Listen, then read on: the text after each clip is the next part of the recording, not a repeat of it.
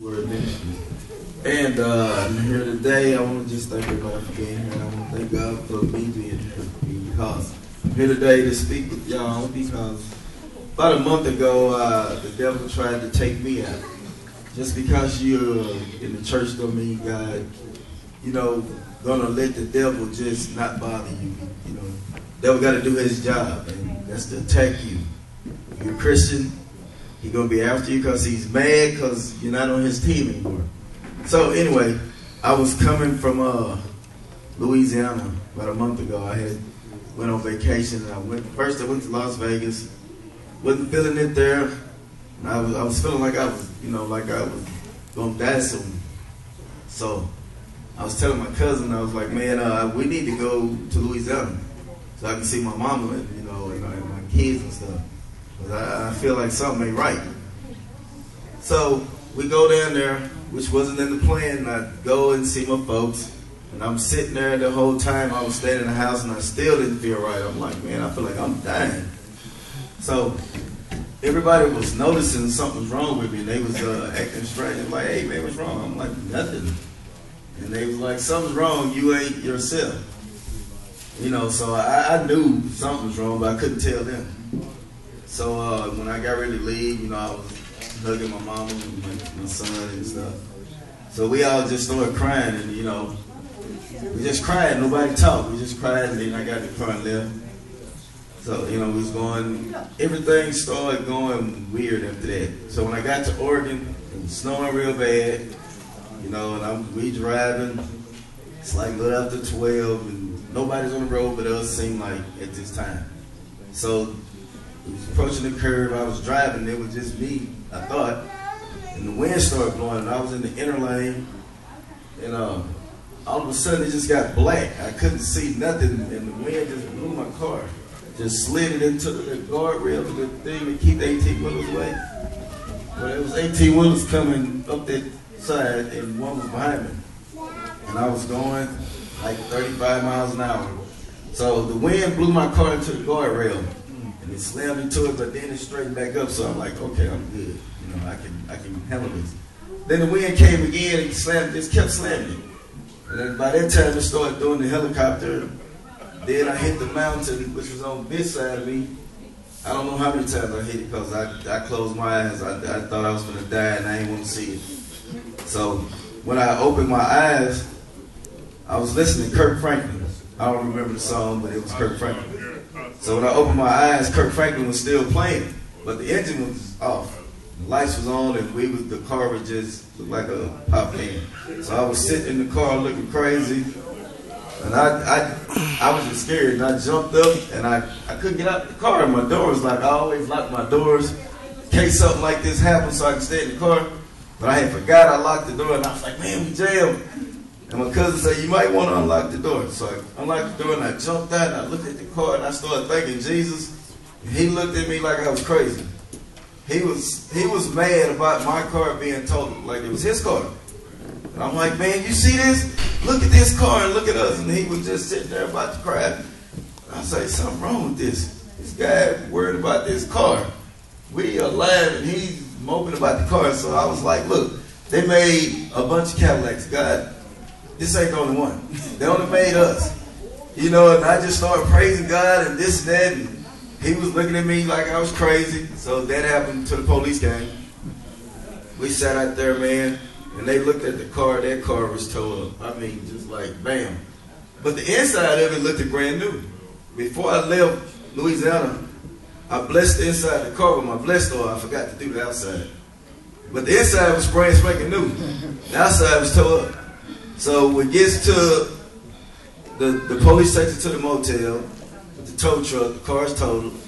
I had everything looking crazy. So I called my wife, who's still in Seattle, we're in Oregon, come pick us up. This is like a 7-hour drive to somewhere she's never been. So she comes, attempts to come, then she hit a snowstorm, and she can't come get us. She had to spend the night on the side of the road in a rest stop and whatnot. But when she do get us, come pick her up. About 10 minutes after we got the trip, 10 or 15 minutes, we had a flat. Because she told me when she got this, she said, there's a nail in the tire. So I was like, okay. I put fixed flat in there. yeah, that did good for about 15 minutes. So I'm driving down the street and I kept looking in the mirror because I kept feeling it was going to pop. And I kept hearing that hitting the thing. And I got low profile tires, you know, so that ain't good. Then I'm looking in the mirror and I see smoke coming from the tire. It didn't pop. Nobody in the car know it because it didn't do this. It didn't make no noise. So I pulled over and they was like, what's wrong? I'm like, we got a flat. They're like, nah, you know, we don't, no flat. I said, nah, I saw the smoke. And I get out the car, the tire slashed like around the rim, but it still aired up. You know, it never went down. It stayed aired up, so I'm like, yeah, that's God. So it's snowing again. And I'm mad at this time. I'm like, look, I done lost one car, then my spare car is sitting there, and we can't take the lug nuts off because special tools and wrenches, which I didn't have. So at this time, I'm kind of ticked off. So I'm on the side of the road, walking up and down the road, praying, people passing by me, looking at me like I'm crazy. You know, just looking at me, and I'm just going off like I'm ready to fight. And I'm going off at the devil. I'm like, you done messed up. You let me live. You try to kill me in that one car. You try to kill me in this car. You try to just do all these things. So I went into thug mode for Jesus. So I just went. I'm like, yeah, it's me and you. You better be glad you ain't human because I would kill you. So, you know, I'm walking up and down the street. And people blowing their horn because they think I'm psycho. So I go get my wife and I'm like, come on. You got to come do it too because, you know, we live together. So we doing it. And everybody's in the car. They just tripping. So we walks around the car and walks around the car. Then she tells me it's like 2 or 3 feet of snow that we got to go through just to get home. I'm like, man, that ain't going to work. So I ain't going for that today. I said, look, we just going to pray. God going to go ahead of us and fix all this stuff, and this ain't going to be. So, tow truck come. We go to get the flat fixed. While they doing that, we go to the church. We continue to pray. There's one on the hill, you know, to the right. So we go up there and we praying while they doing the flat. And when we went home, I kept looking for all this ice that was there a few hours ago that she kept telling me about. She said, yeah, man, it's just snow everywhere, blah, blah, blah. And we driving. I'm like, where's the snow, baby? It's just sunny. You know, where is this snow that took you forever to come get us? I haven't seen that snow to this day. She was like, I'm serious. It was like on both sides. It was here. And I'm like, well, you know, it ain't here right now.